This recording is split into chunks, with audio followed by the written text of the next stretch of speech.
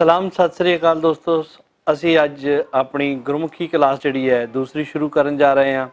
ਸੋ ਮੈਂ ਪਹਿਲੇ ਵੀ ਬੇਨਤੀ ਕੀਤੀ ਸੀ ਕਿ ਜਿੰਨੇ ਵੀ ਸਾਡੇ ਸਰੋਤੇ ਨੇ ਉਹ ਪੰਜਾਬ ਹਾਊਸ ਭੁਲੇਖਾ ਜਿਹੜਾ ਡੇਲੀ ਹੈ ਉੱਥੇ ਵੀ ਆ ਕੇ ਸਿੱਖ ਸਕਦੇ ਨੇ। ਜਿਹੜੇ ਆਨਲਾਈਨ ਸਿੱਖਣਾ ਚਾਹੁੰਦੇ ਉਹਨਾਂ ਵਾਸਤੇ ਵੀ ਸਾਡੀ ਕੋਸ਼ਿਸ਼ ਇਹ ਹੈ ਕਿ ਤੁਸੀਂ ਆਨਲਾਈਨ ਵੀ ਸਿੱਖ ਸਕਦੇ ਹੋ। ਸੋ ਅੱਜ ਸਾਡੀ ਦੂਜੀ ਕਲਾਸ ਜਿਹੜੀ ਹੈ ਉਸ ਦੇ ਨਾਲ ਕੋਸ਼ਿਸ਼ ਸਾਡੀ ਇਹ ਹੈ ਕਿ ਅਸੀਂ ਇਸ ਦੇ ਵਿੱਚ 10 ਅੱਖਰ ਹੋਰ ਸ਼ਾਮਲ ਕਰੀਏ।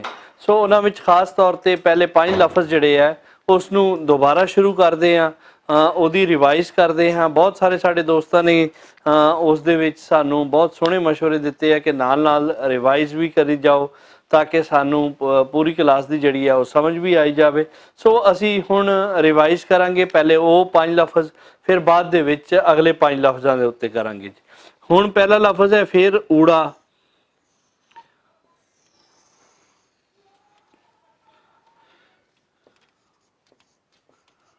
ਊੜਾ ਔਰ ਇਹਦੀ ਆਵਾਜ਼ ਜਿਹੜੀ ਸ਼ਾਹਮੁਖੀ ਦੇ ਵਿੱਚ ਹੈ ਉਹ ਅਲਫ ਪੇਸ਼ ਵੀ ਹੈ, ਅਲਫ ਵਾਓ ਵੀ ਹੈ ਜੀ।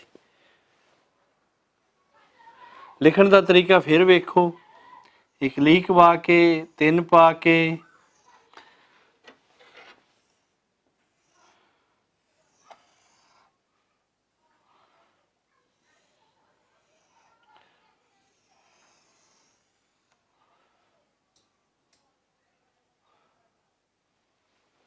ਇਹ ਹੈ ਊੜਾ। ਅਗਲਾ ਲਫ਼ਜ਼ ਹੈ, ਬਹੁਤ ਸਾਰੇ ਦੋਸਤਾਂ ਨੇ ਸਾਨੂੰ ਬੇਨਤੀ ਕੀਤੀ ਹੈ ਕਿ ਸਾਨੂੰ ਐੜਾ ਲਿਖਣ ਦੇ ਵਿੱਚ ਜਿਹੜਾ ਹੈ ਉਹ ਮਸਲਾ ਆ ਰਿਹਾ ਹੈ। ਇਸ ਕਰਕੇ ਅਸੀਂ ਦੇਖੋ ਕਿ ਐੜੇ ਨੂੰ ਖਾਸ ਤੌਰ 'ਤੇ ਤੁਸੀਂ ਵੇਖਣਾ ਹੈ।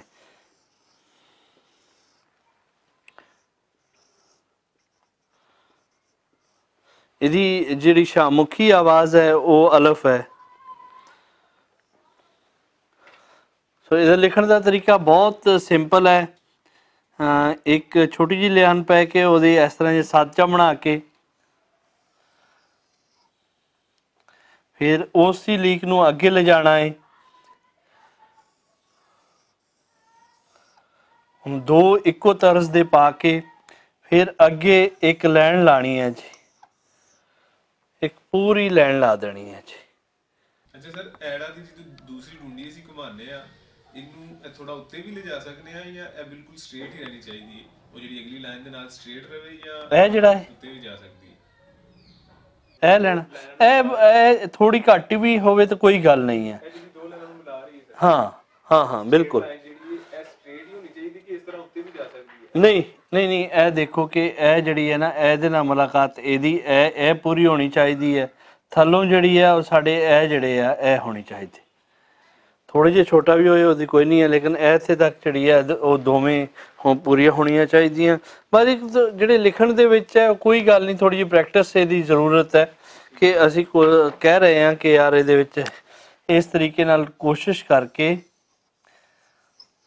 ਇਹ ਜੀ ਐੜਾ। ਅਗਲਾ ਲਫ਼ਜ਼ ਹੈ ਈੜੀ।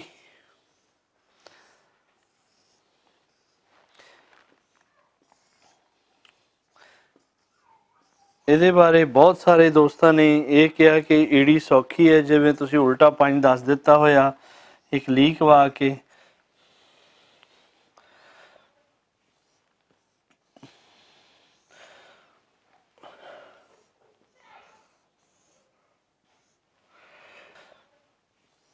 ਜਿਹੜਾ ਸਾਡਾ ਚੌਥਾ ਲਫ਼ਜ਼ ਹੈ ਉਹ ਹੈ ਸੱਸਾ।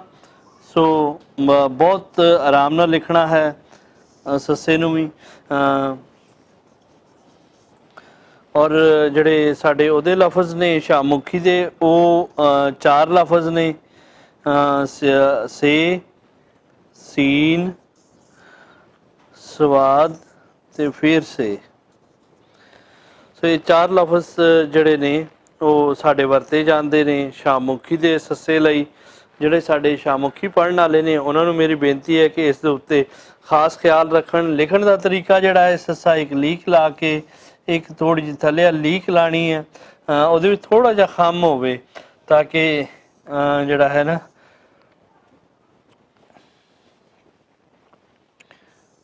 ਇਹ ਖਮ ਲੈ ਕੇ ਫਿਰ ਇੱਕ ਹੋਰ ਲੀਕ ਲਾ ਦੇਣੀ ਹੈ ਜੀ। ਇੱਥੇ ਅਸੀਂ ਪੂਰਾ ਕਰ ਰਹੇ ਹਾਂ ਸੱਸਾ। ਇਹ ਹੈ ਚੌਥਾ ਲਫ਼ਜ਼ ਸੱਸਾ। पंजवां लफज जिहड़ा है वो है हा हा।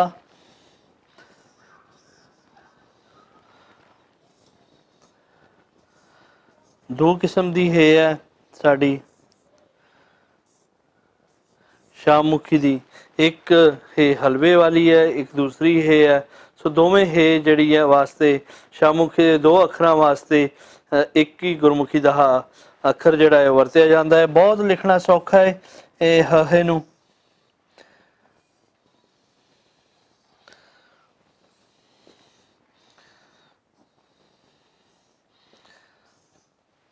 से ਇਹ ਉਹ ਪਹਿਲੇ ਪੰਜ ਲਫ਼ਜ਼ ਸਨ ਜਿਹੜੇ ਕਿ ਅਸੀਂ ਦੁਹਰਾਈ ਕੀਤੀ ਹੈ। ਹੁਣ ਸਾਡੀ ਕੋਸ਼ਿਸ਼ ਇਹ ਹੈ ਕਿ ਅਗਲੇ ਜਿਹੜੇ ਸਾਡੇ ਪੰਜ ਲਫ਼ਜ਼ ਨੇ ਉਸ ਨੂੰ ਅਸੀਂ ਤੁਹਾਨੂੰ ਦੱਸ ਸਕੀਏ ਕਿ ਉਸ ਦੀ ਕਿਵੇਂ ਤੁਸੀਂ ਪ੍ਰੈਕਟਿਸ ਕਰਨੀ ਹੈ। ਇਹ ਪੰਜ ਲਫ਼ਜ਼ ਦੀ ਤੁਸੀਂ ਲਗਾਤਾਰ ਜਿਹੜੀ ਹੈ ਉਹ ਪ੍ਰੈਕਟਿਸ ਕਰੋ। ਜਿੰਨੀ ਜ਼ਿਆਦਾ ਪ੍ਰੈਕਟਿਸ ਕਰੋਗੇ ਕਿਸੇ ਵੀ ਜ਼ਬਾਨ ਵਾਸਤੇ ਉਨੀ ਤੁਹਾਡੇ ਵਾਸਤੇ ਆਸਾਨੀ ਪੈਦਾ ਹੋ ਸਕਦੀ ਹੈ। लेकिन जे अगर असी यदि प्रैक्टिस ना करिए तो मेरा ख्याल है कि साढ़े वास्ते मुश्किल हो जाएगी कोई भी ज़बान सीखनी। गुरमुखी बेशक एक स्क्रिप्ट है लेकिन ये वास्ते प्रैक्टिस जिहड़ी है वो बहुत ज़रूरी है। अगला लफ्ज़ है कक्का।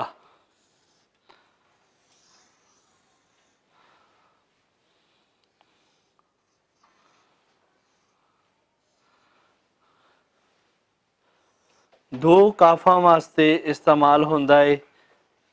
एक काफ जिहड़ी है वो कैंची वाली है, दूसरी काफ जिहड़ी है इस प्रकार लिखी जाती है। सो दोवें काफा वास्ते जिहड़ी है वो कक्के दा शब्द जिहड़ा इस्तेमाल होंदा है।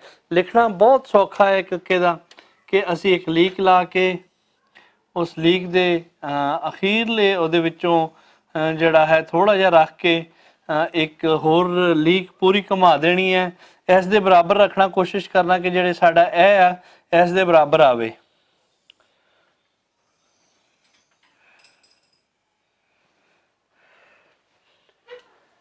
फिर दसदा कि कक्का शब्द है इहदे वास्ते शाहमुखी दे दो लफ्ज़ जिहड़े काफ कैंची वाला और दूसरा काफ जिहड़ा है दोवें वरते जाते हैं।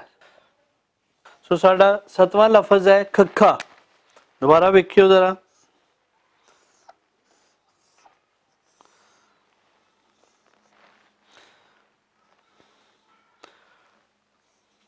ख खा। दो अखां वाली खे दी आवाज़ है जी। लिखण दा तरीका थोड़ा जिहा गौर तलब है कि एक छोटी जी लीक ला के उस नूं थल्ले लैके आना वा, सत्त बना के फिर उहनूं होर थल्ले लैके जाना वा अगली शेप दे विच, फिर उत्ते लैके जाना वा, फिर एक लीक ला देनी है जी पूरी ला ते और विच इहदे लीक लानी है इस तरह करके। सो दोबारा वेखना पैना तुहानूं कि खखे दा लफ्ज़ जिहड़ा है वो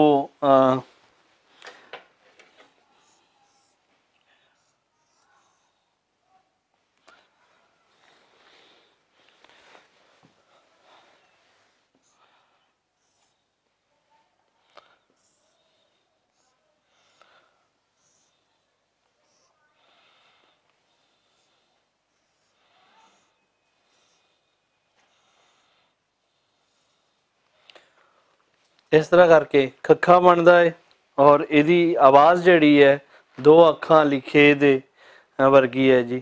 ते अगला लफ्ज़ है जिहड़ा है कि अठवां लफ्ज़ है गग्गा।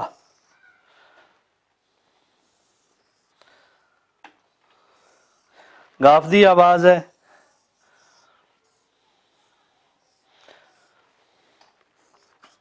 शाहमुखी लफ्ज़ जिहड़ा है वो गाफ दी आवाज़ है।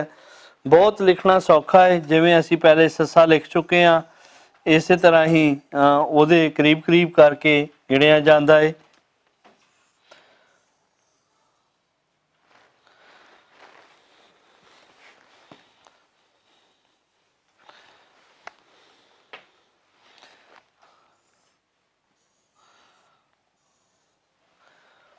गग्गा लफ्ज़ उच्चारण वेख लेना, गग्गा और गाफ दी आवाज है। अगला लफ्ज है घग्गा।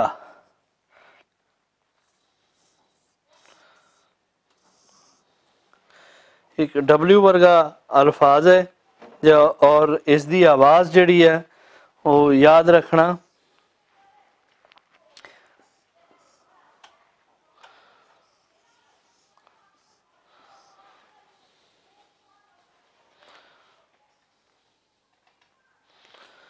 सो इहदी आवाज़ जिहड़ी है वो शामुखी की आवाज़ जिहड़ी है दो अखां वाली गाफ होएगी और इनू लिखना बहुत सौखा है। फिर उसी तरह ही खखे की तरह एक ओ पा लेना जी।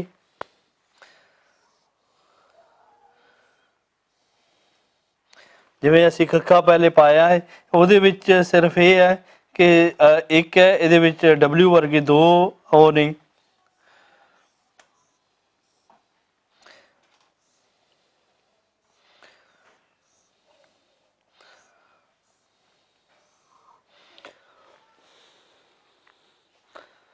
सो ये लिखण दे विच कोई मसला नहीं है। डब्ल्यू वर्गे है 7 पा के फिर थले डब्ल्यू पा के फिर एक लीक ला देनी है, ये घग्गा बन जाएगा जी।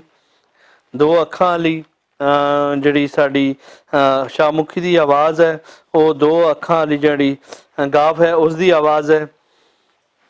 अगला लफज जिहदा इस्तेमाल जिहड़ा है वो बहुत घट हुंदा पंजाबी दे विच। ये लफज जिहड़ा है संस्कृत दे विच इसदा इस्तेमाल हुंदा कि संस्कृत की वो शब्दावली जिहड़ी कि पंजाबी विच आई है उस दे विच इसदा इस्तेमाल हुंदा है और इनू नक राही जिहड़ा है ये शब्द जिहड़ा है उचारिया जाएगा नांगा।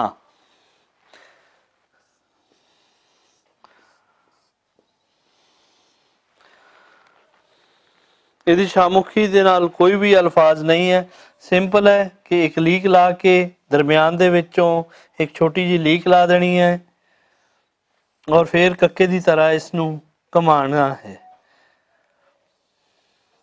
या उल्टा पंज पा के उसनू घुमा देना थोड़ा जा।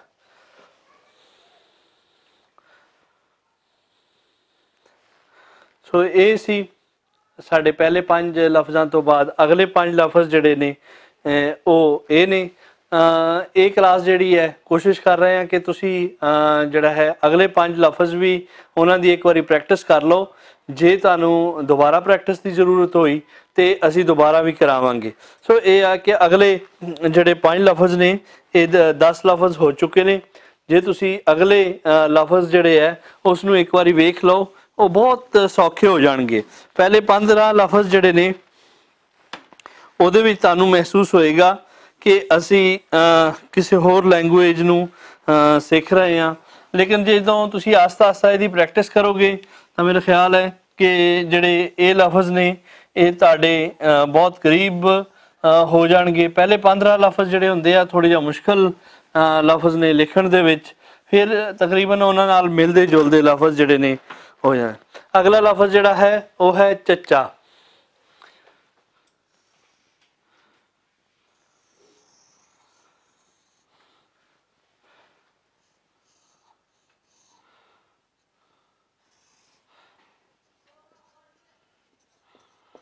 चच्चा लफ्ज़ है, इहदी आवाज़ जिहड़ी है शामुखी दे विच चे दी है सिर्फ। इनू लिखना तरीका बहुत सौखा है।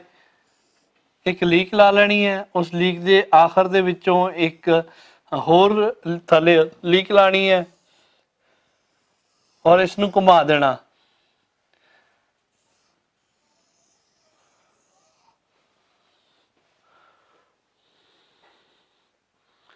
और ये लफ्ज़ है चच्चा। 11वां लफ्ज़ है और जिहड़ा शामुखी दी इसकी आवाज़ है वो है चे दी आवाज़ है। अगला लफ्ज़ है 12वां लफ्ज़ छछा। एक इस तरह जी 5 पा के जिवें असी ईड़ी वास्ते पाया होया सी, ईड़ी थोड़ा जिहा खम पाना पैंदा, इहदे विच खम नहीं है तो अगे एक छोटा जिहा जिहड़ी साडी 2 अखां वाली हे हुंदी है वो पा देनी है। ये बनता है छछा। छ छा।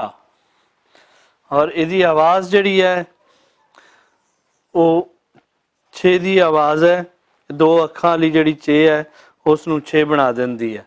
सो इहदा तरीका थोड़ा जिहा उल्टा पंज है।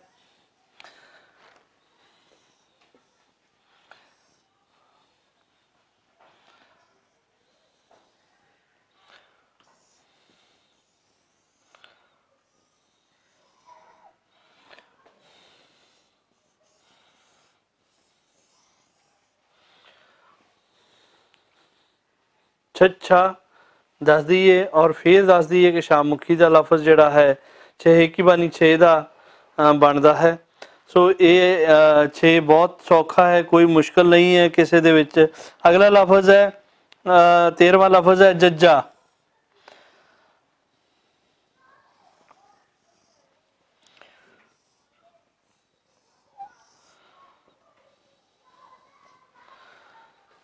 जीम दी आवाज़ है शामुखी दे विच, बहुत सौखा है। इस तो पहले तुसी इहदी प्रैक्टिस कर चुके हो।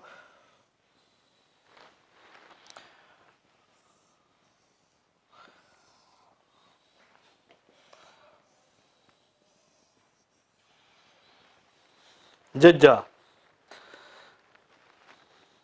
अगला लफज है झज्जा।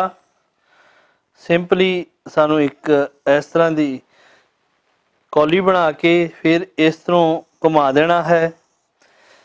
कक्के दे रूप दे विच एक होर ओनू ला देना है और ये जिहड़ा साडा लफज है ज जेहेकी बानी ज जा।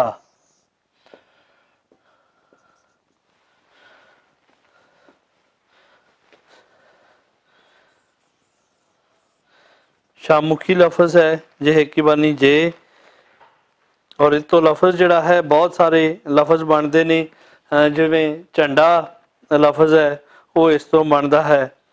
सो ये लिखण का थोड़ा जिहा मुश्किल है तरीका कि ये दो तरीके नाल लिखिया जाता है। इस तरह करके एक कौली बना के ते फिर उस तो बाद कक्के दी वो पा देनी है जी। दोबारा वेखो।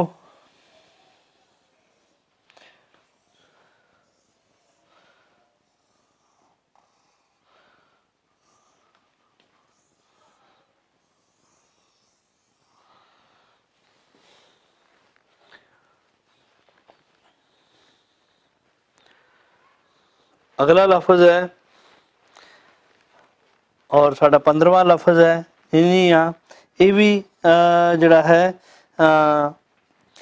लफज ऐसा है कि इसकी आवाज़ जिहड़ी है वो शामुखी ज़बानो अदब दे विच बिल्कुल नहीं वरती जाती है।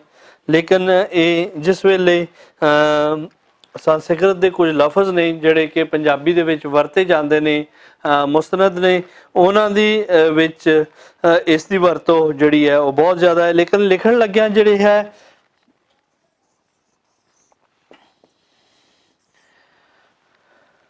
लिखा बहुत साफ है कि तुसी 5 पाना है, फिर अगे एक छोटा जिहा एक होर 5 दे जिहड़े गोल आई है वो पा देनी है।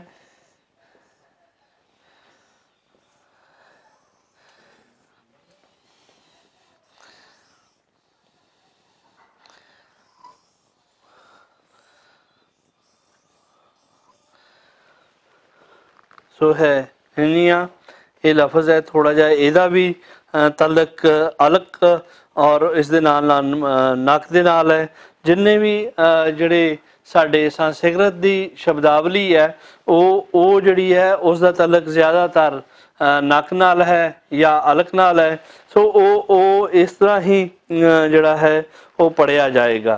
सो बाकी ये है 15 लफज जिहड़े हन ये गुरमुखी दे हो चुके हैं। कोशिश करो तुसी बार बार इहदी प्रैक्टिस करो और जिहड़े साडे शामुखी पढ़न वाले ने उस पंजाब तो वो भी इसनूं खास तौर ते ध्यान दे के जिहड़े साडे असीं नाल नाल जिहड़े है शामुखी दी शब्दावली जिहड़ी है वो लिखते जा रहे हैं।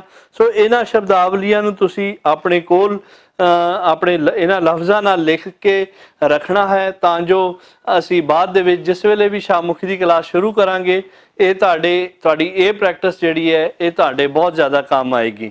ਸੋ ਕੋਸ਼ਿਸ਼ ਕਰਨਾ ਘਰ ਜਾ ਕੇ ਜਿਹੜੀ ਹੈ ਇਸ ਦੀ ਪੂਰੀ ਪ੍ਰੈਕਟਿਸ ਕੀਤੀ ਜਾਵੇ। ਔਰ ਮੇਰੀ ਫਿਰ ਬੇਨਤੀ ਹੈ ਸਾਰੇ ਦੋਸਤਾਂ ਨੂੰ ਜਿਹੜੇ ਲਾਹੌਰ ਵਸਨੀਕ ਨੇ ਜਾਂ ਪੰਜਾਬ ਦੇ ਵਸਨੀਕ ਨੇ ਜਿਹੜੇ ਗੁਰਮੁਖੀ ਸਿੱਖਣਾ ਚਾਹੁੰਦੇ ਨੇ, ਪੰਜਾਬ ਹਾਊਸ ਦੇ ਦਰਵਾਜ਼ੇ ਜਿਹੜੇ ਹੈ ਉਹ ਸਾਰਿਆਂ ਵਾਸਤੇ ਖੁੱਲੇ ਨੇ। ਕੋਈ ਵੀ ਆ ਕੇ ਗੁਰਮੁਖੀ ਸਿੱਖ ਸਕਦਾ ਹੈ। ਰੋਜ਼ਵਾਰ ਜਿਹੜਾ ਸਾਡਾ ਭੁਲੇਖਾ ਅਖਬਾਰ ਹੈ ਉਸ ਦਾ ਇਹ ਪ੍ਰੋਗਰਾਮ ਹੈ। ਸੋ ਜਿੰਨੇ ਵੀ ਬੇਨਤੀ ਹੈ ਸਾਡੇ ਸਾਰੇ ਦੋਸਤਾਂ ਨੂੰ ਕਿ ਉਹ ਆ ਕੇ ਇਸ ਕਲਾਸ ਦੇ ਵਿੱਚ ਨਾ ਸਿਰਫ ਸ਼ਮੂਲੀਅਤ ਕਰ ਸਕਦੇ ਨੇ ਸਗੋਂ ਕੁਝ ਆਈਡੀਏ ਜਿਹੜੀ ਗੁਰਮੁਖੀ ਦੇ ਵਾਸਤੇ ਕੋਈ ਆਈਡੀਆ ਦੇਣਾ ਚਾਹਵੇ, ਕੋਈ ਕਿਸੇ ਕਿਸਮ ਦਾ ਉਹ ਆਈਡੀਆ ਵੀ ਦੇ ਸਕਦਾ ਹੈ। ਸੋ ਮੇਰੀ ਕੋਸ਼ਿਸ਼ ਇਹ ਹੈ ਕਿ ਇਸ ਕਲਾਸ ਨੂੰ ਇਸੇ ਤਰ੍ਹਾਂ ਹੀ ਅੱਗੇ ਲੈ ਕੇ ਜਾਈਏ। ਅਸੀਂ ਪੁਰਾਣੀ ਪ੍ਰੈਕਟਿਸ ਜਿਹੜੀ ਹੈ ਉਹ ਕਰਾਉਂਦੇ ਰਹਾਂਗੇ ਤਾਂ ਜੋ ਜਿਹੜੇ ਸਾਡੇ ਨਵੇਂ ਸੁਣਨ ਵਾਲੇ ਨੇ, ਨਵੇਂ ਸਾਡੇ ਵਿਦਿਆਰਥੀ ਨੇ, ਉਹ ਵੀ ਇਸ ਤੋਂ ਸਿੱਖ ਸਕਣ। ਬਹੁਤ ਸ਼ੁਕਰੀਆ, ਬਹੁਤ ਧੰਨਵਾਦ। ਵੇਖਣ ਦਾ ਖਾਸ ਤੌਰ ਤੇ ਸ਼ੁਕਰੀਆ।